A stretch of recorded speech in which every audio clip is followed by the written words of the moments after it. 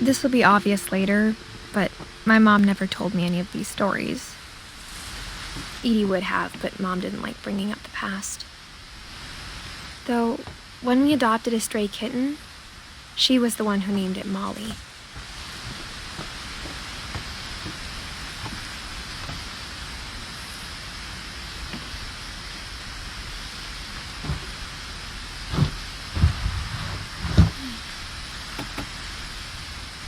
I spent a lot of time in Great-Grandma Edie's room.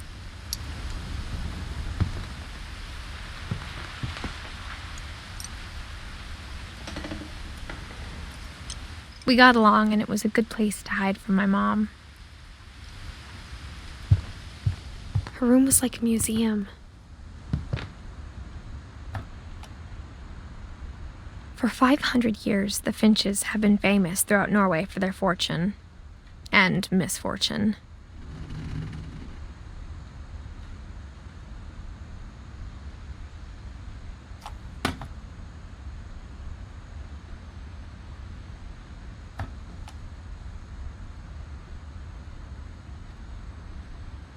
Odin Finch buries the latest victims of the family curse, his wife Ingeborg and their newborn son, Johan. On January 7th, 1937, he set sail with his family and his house, hoping to leave the curse behind. But 40-foot waves off the coast of Washington send the house and Odin to the bottom of the sea. Odin's daughter Edie, with husband Sven and baby Molly, step ashore on their new home, Orcas Island. Odin Finch is the first to be buried in the new family cemetery. His daughter Edie is already dreaming of a new Finch house.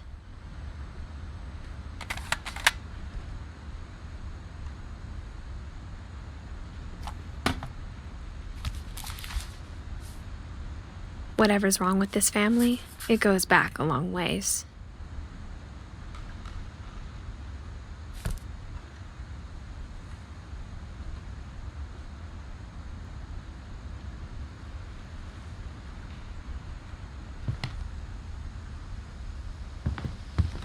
Edie knit me a new pair of gloves every year, just in time to replace the old ones.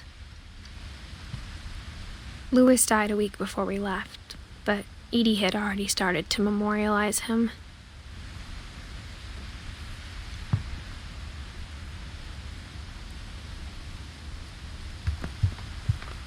When Edie told people Sven was killed by a dragon, she could also have said he was building a dragon-shaped slide that collapsed. She could have, but she didn't.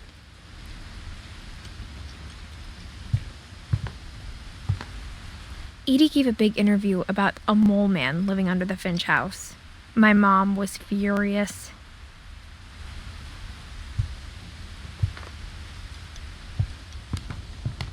Even in her 90s, sometimes Edie seemed a lot younger than my mother.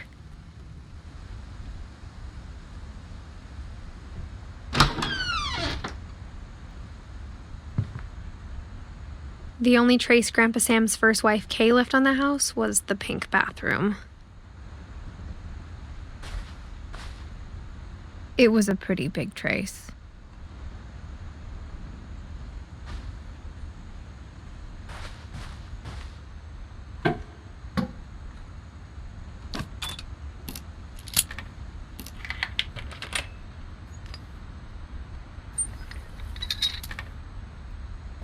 There's a secret in this bathroom. It's in the last place you would look. It isn't in the cupboard. It's hidden in this book.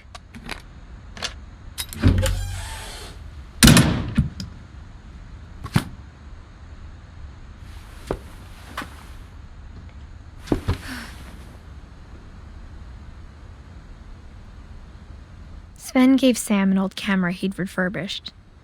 He never put it down.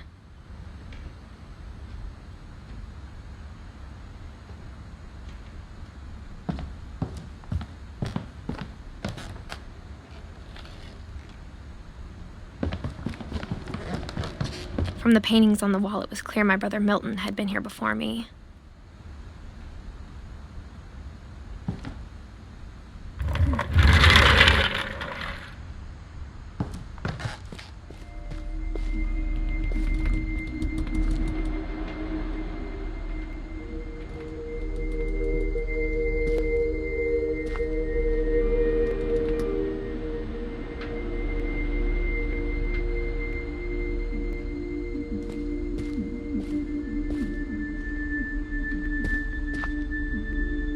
I knew Grandpa Sam had a twin.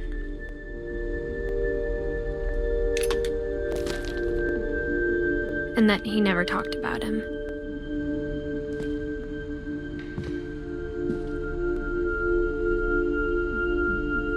I guess my grandpa didn't like history any more than my mom did.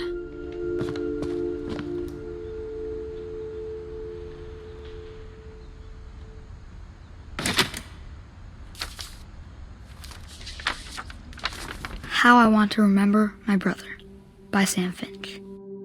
The thing I remember is that when he made up his mind, that was it. My brother said he'd die before he ate another mushroom, and he did. At Barbara's funeral, we swore we'd never be afraid again, and he wasn't. I think Calvin always wanted to fly.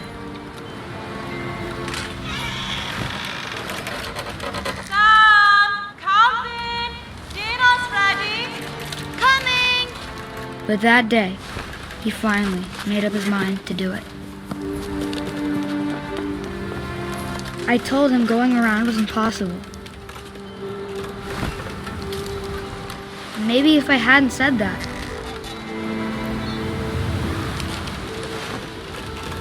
Alvin, I'm not gonna tell you again. Maybe if the wind hadn't picked up. Then maybe he'd still be here. But I doubt it. I think he'd already made up his mind. That's what I want to remember about my brother.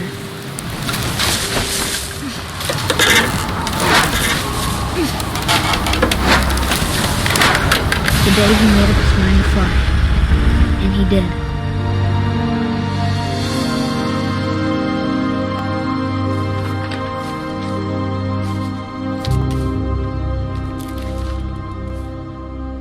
Calvin's story felt strangely familiar. When I was younger, I remember trying to do the exact same thing.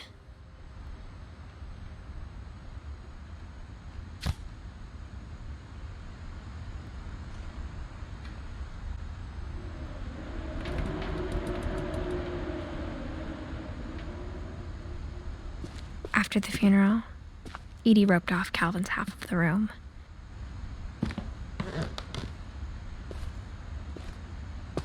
Mom said Grandpa Sam enlisted at 18 and never set foot in the room again.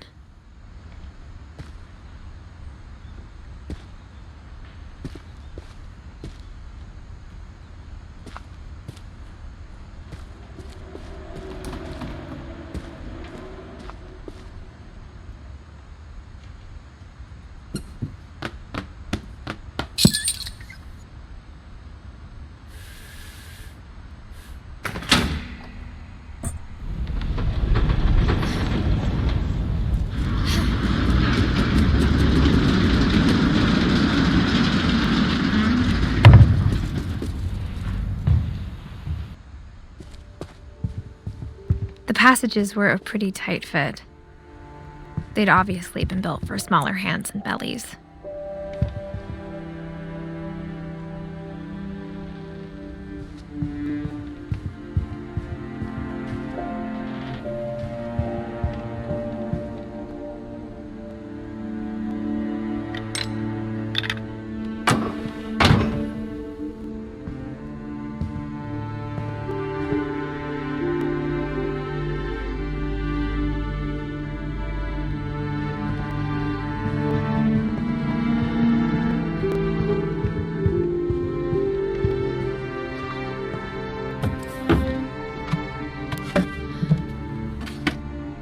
Growing up, I always thought of Barbara as a child star.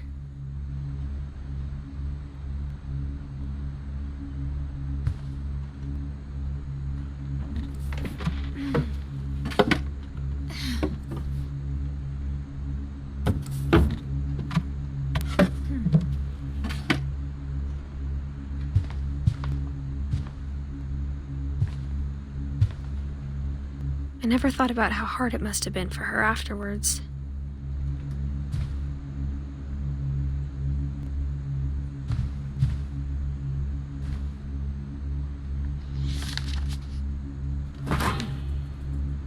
Of all the stories people wrote about Barbara's death, I'm surprised Edie saved this one.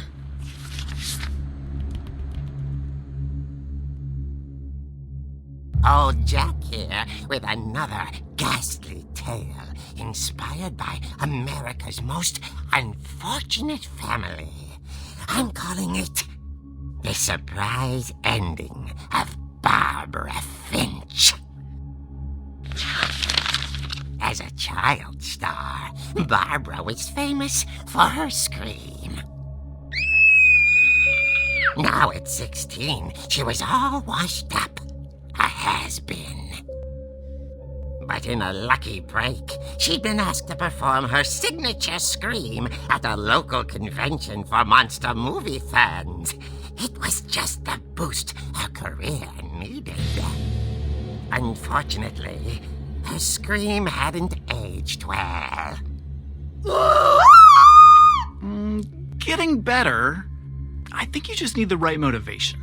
Her biggest fan and current boyfriend, Rick, was about to demonstrate when... Now that was a great scream. It was Barbara's father, Sven. He'd slipped into a table saw and had to be rushed to the emergency room. So Barbara got stuck babysitting her youngest brother, Walter. Her convention comeback was cancelled.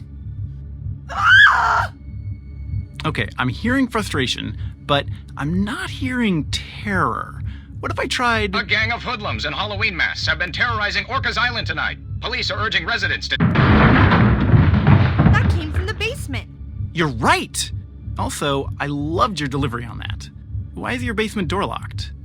Because my dad likes making puzzles and secret passages. There's a key hidden in the music box. The secret is to keep winding and winding until finally the key pops out. Thanks, babe. I'll be back in a sec. 20 minutes later, Rick hadn't returned. So Barbara went to look for him, right on cue. She reached for the music box.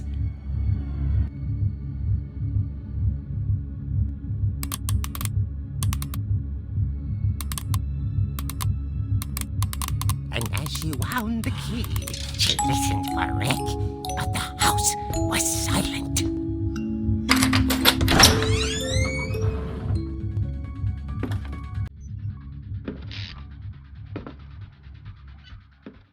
She found Rick's crutch and imagined the worst.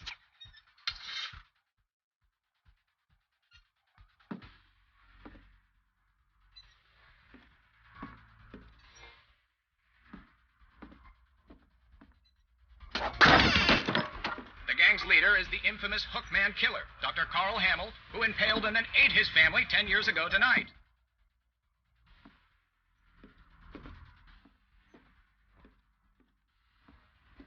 The old fridge rattled and grew still.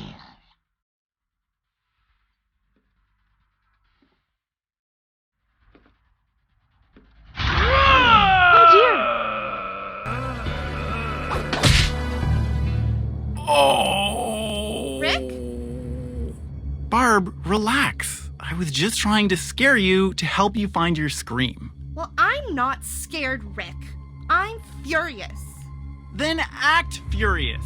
All I'm getting from you now is that you're hurt and confused and She threw him out, but she kept a little something to remember him by. Barb, have you seen my other crutch? And she was still holding it when she fell asleep watching the late picture show. Hours later... Barbara! Walter, what's going on up there? Ah! Okay, I'm coming up, but if this is a trick, you're dead, Walter.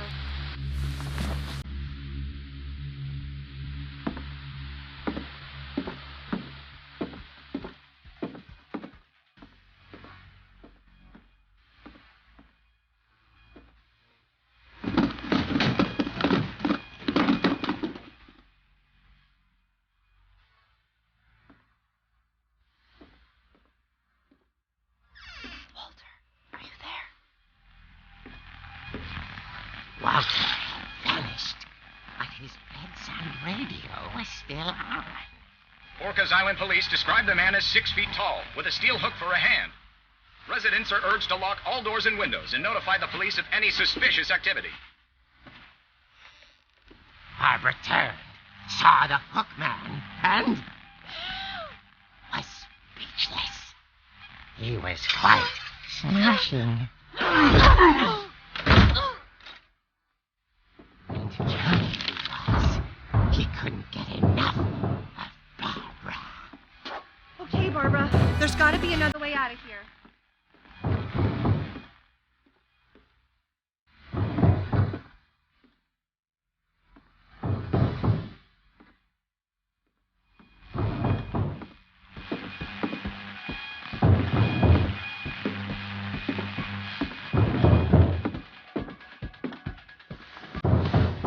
That night, she played her part beautifully.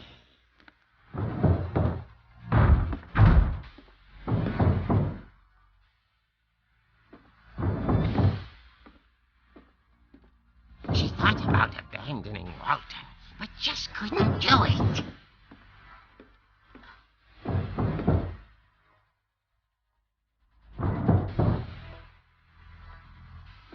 Molly's door hadn't been opened in years. The hinges grow.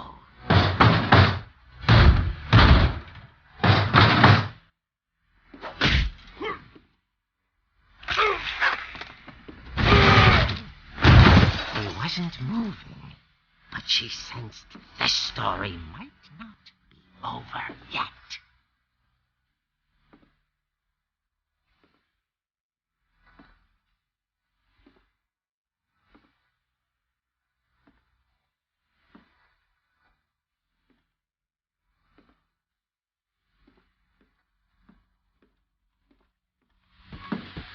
The hookman had vanished.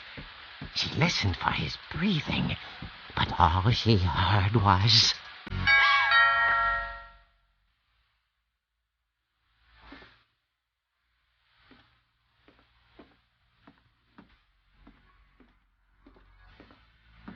Someone at the door was dying to speak to young Barbara. At the door, she heard whispering. It was coming from inside the house.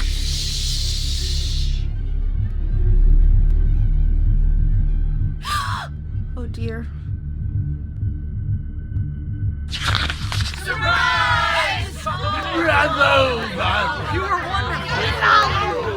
monsters had come to surprise her. For Barbara, it was a dream come true.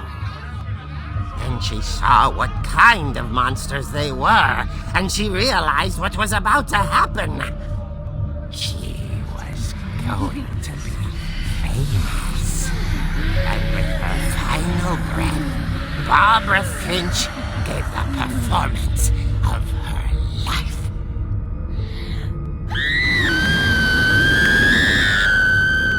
I wasn't there myself, but I hear Barbara was magnificent.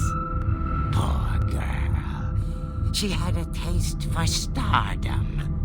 But unfortunately, so did her fans. Of course, the police blamed it all on poor Rick, who disappeared the same night.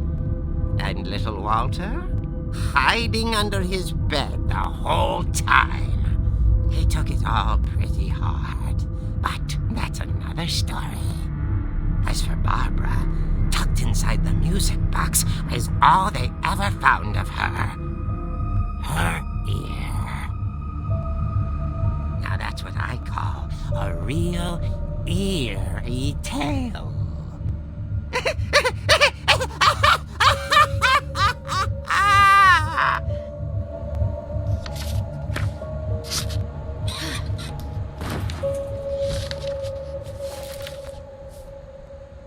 Edie told me all Barbara wanted was to be remembered, as absurd as that comic was. Maybe what Edie saw was a happy ending.